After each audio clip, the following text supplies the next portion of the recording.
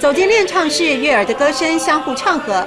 吕景明老师带团将近20年，悠扬的旋律源自他的童年记忆。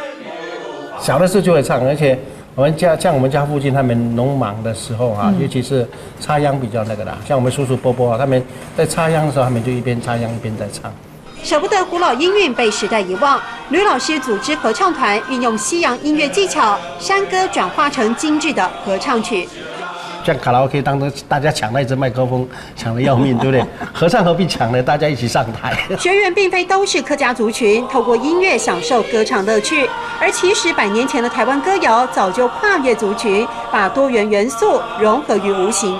桃花过渡，土灰贵多。我们的客家叫做那个撑船歌啊。那我们是是张啊耶啦哩来呀，是啊是新年哦。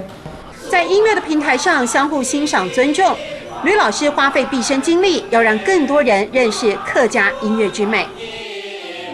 你做得很好，客家话怎么说？哦，你做得懂好，做得懂好，做得懂好。